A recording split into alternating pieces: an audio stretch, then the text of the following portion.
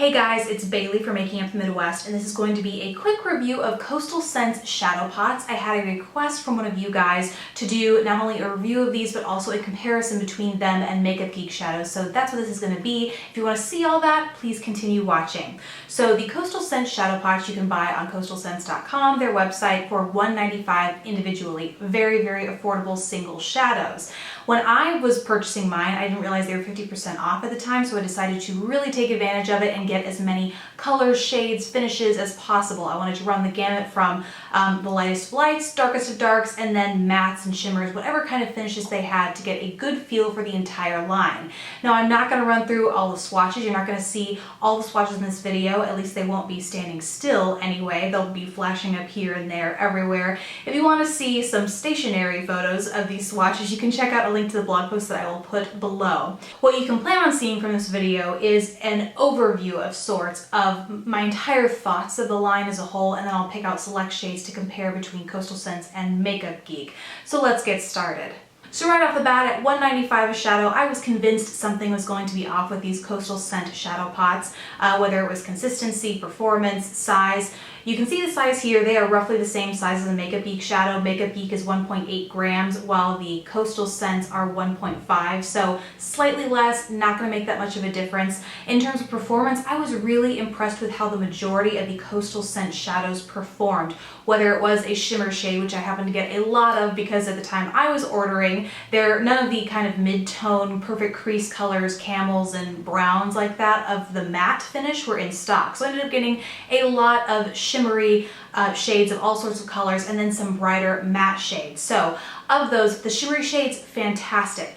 Unbelievable pigmentation from each and every shade. They applied smoothly, they blended out beautifully, and I even found that they wore pretty well without a primer, as well as most any other shadow will. They're not like some of those powdery shadows that you'll apply them on. Some of it will fall off in the process, and then the rest will fade or fall off throughout the day. These had really nice lasting power even without a primer. However, I definitely do recommend wearing a primer with these, as I would with Makeup Geek shadows as well, just so you can really maximize your lasting power.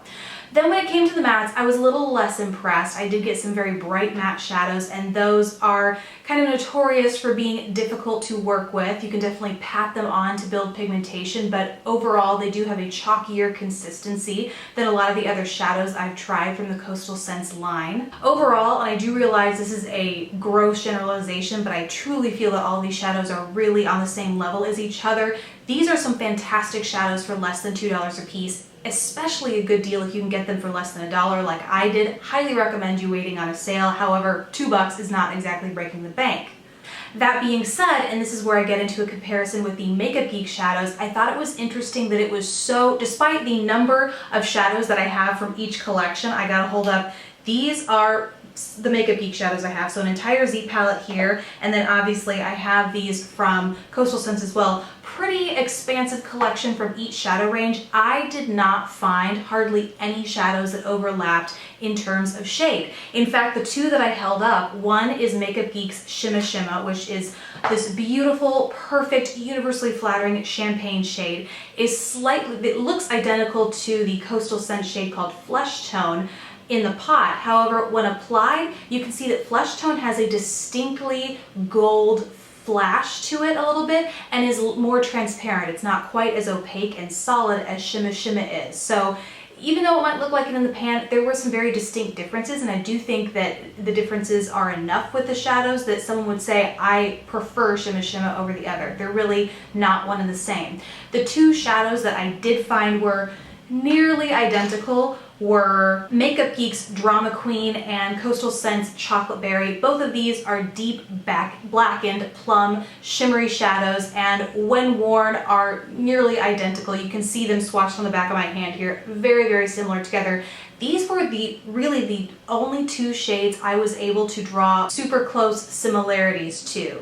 And then the other shade comparison I wanted to make, which I don't really feel are dupes, but it's something I thought was worth noting, is the Makeup Geek shade Gold Digger and its similarity to Coastal Scents 18 Karat Gold. When I initially got Gold Digger, I thought it was pretty warm. 18 karat gold is much, much warmer. I think it's going to flatter less people. So for those of you eyeing 18 karat gold, I would hop into Gold Digger because it is just a more flattering shade, but you still get that really warm gold. So that's it for my thoughts on the Coastal Scent shadows and a comparison between those that I found worth comparing between those and Makeup Geek's. The one thing I do wish I could have done was compare some of the more neutral matte shades, because Makeup Geek does those really, really well, and so I would have liked to see if Coastal Scents had done the same, but like I said, they were all sold out. So if you guys have an idea of how they perform, please let people know in the comment section below. It's always super helpful.